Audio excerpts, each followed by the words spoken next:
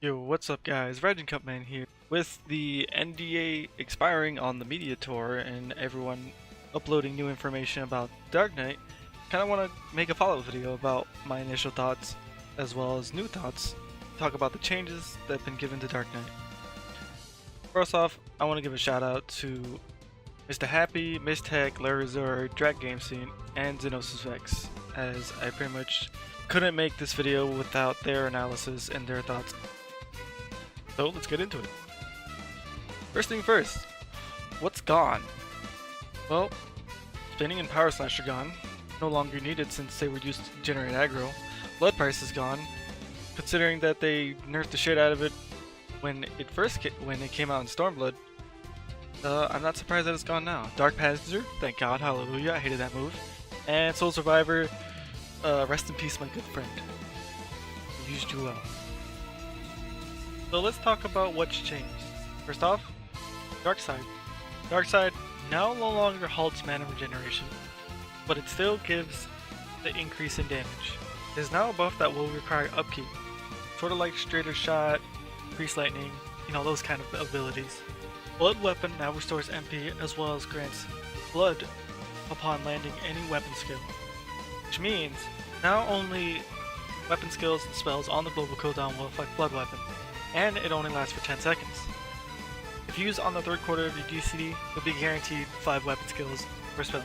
Blood Weapon no longer has the skill speed increase that it used to have before, which means you'll probably need to spec in some more skill speed just to guarantee the 5 attacks.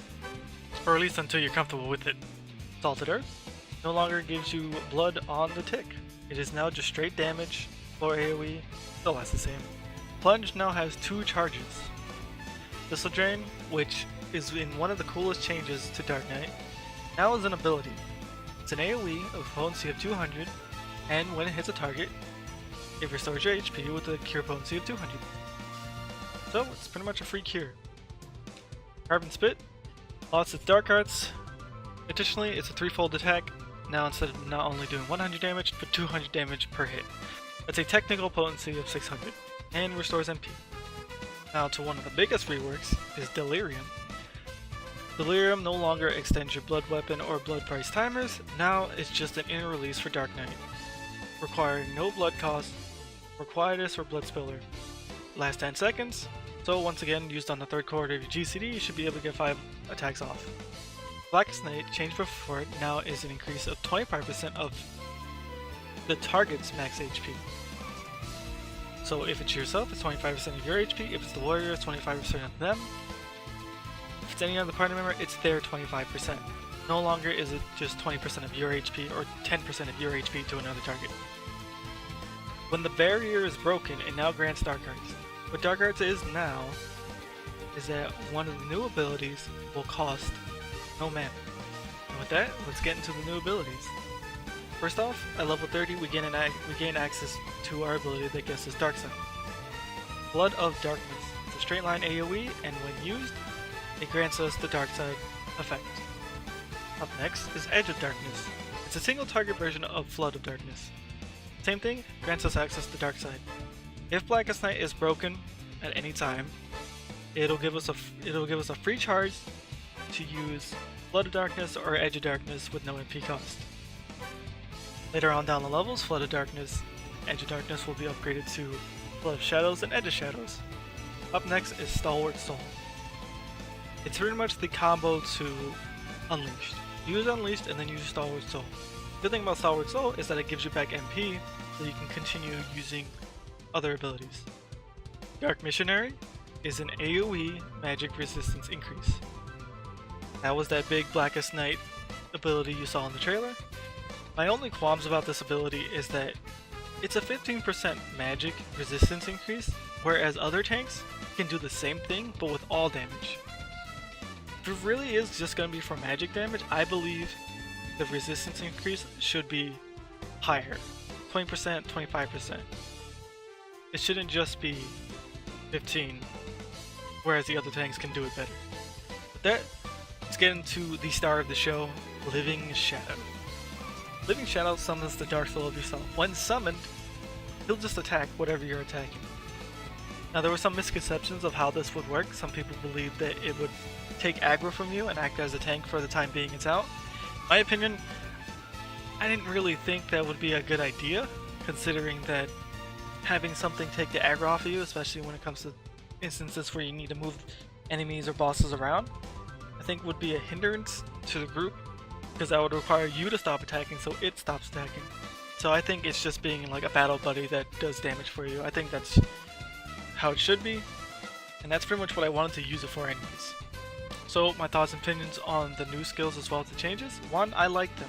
2, I believe that Dark Knight is going to be deceptive to any newcomer, to any new player. It's going to be easier on the resource management, but it's going to be more punishing on the resource management. Easier because there's less to use it on, and you're pretty much just going to be using it on the same things over and over again. But if you overcap, that is a lot of wasted potency. So just do your best never to fill the gauge. It's like the other tank jobs where you just don't want to fill the gauge. So if you have experience with the other tanks going into Dark Knight, it shouldn't be a problem. Just spend away. As long as you're spending, you'll be doing damage. Never cap your mana, never cap your blood.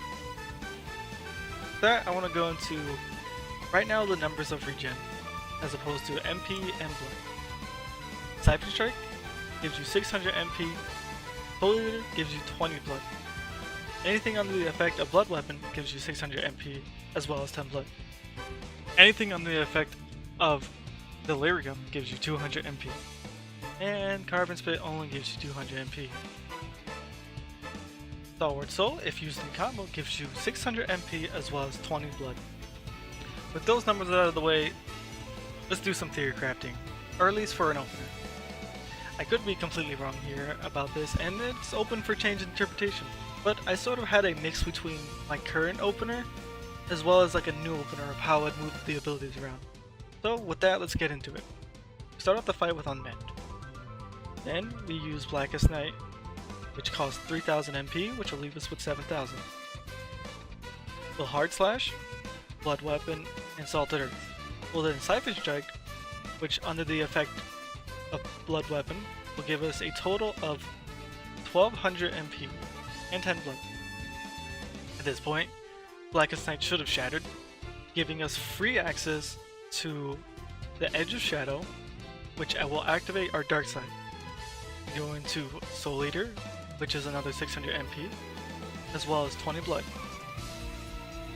We activate Delirium on the third quarter of our GCD to our first Blood Spiller, which is both under the effect of Blood Weapon and Delirium, which gives us 800 mana, as well as 10 more blood, which will leave us at 40 blood. Abyssal Drain, just for filler. Our second Blood Spiller, which will overcap our mana and give us 50 blood. Then we will want to use Living Shadow, Summon Fray. At this point, Trick Attack should be used, so at the same time, during the duration of Trick Attack, Living Shadow should be out. Our third Blood Spiller will go out, still overcapping our mana, giving us 10 blood. Then, we want to use another Edge of Shadow.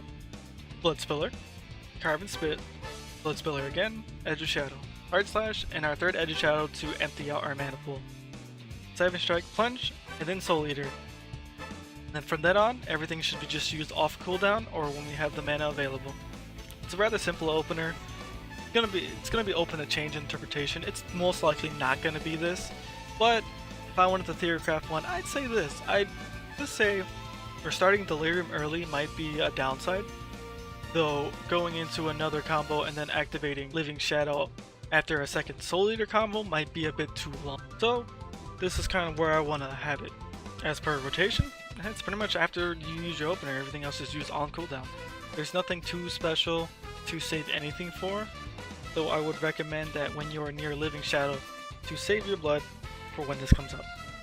That way you can use this ability on cooldown. Pretty much the only ability that requires a cost to maintain the cooldown, so that's the only thing you're going to be holding out for. There's nothing really to hold your mana for, because you only have 3 abilities to spend it on, which each of them, as long as used properly, is free potency. With all that said, I would like to give my final thoughts on Dark Knight itself. One, even though there are changes, I feel like the initial soul of Dark Knight is exactly the same. Take out buffs here, put in buffs there. Take out abilities here, put in abilities there. You're not doing anything different. It's not this big rework that Dark Knight's getting that'll make the job play completely different. It's still the same, just with added flair. The fact that everyone is independent on their resource generation now means that everyone, in a sense, is part Dark Knight. I guess if we're going to the Shadowbringers to become the Warrior of Darkness, we're all going to be selfish. I am really excited to start playing Dark Knight in the next expansion. I want to open up the comment section for discussion as well as your thoughts and opinions on my information given.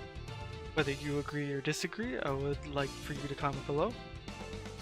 Feel free to subscribe if you want more Dark Knight content going into the future, as when the expansion comes out I will be making follow-up videos as well as a proper opener and rotation guide for Dark Knight. In the meantime, I'll always be streaming weekdays, Monday through Friday, occasional weekends from 5 PM to 10 PM.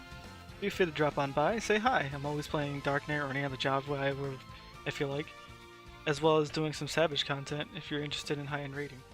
I appreciate you dropping by to watch my video, thank you very much, and with that, I'll see you in the next one.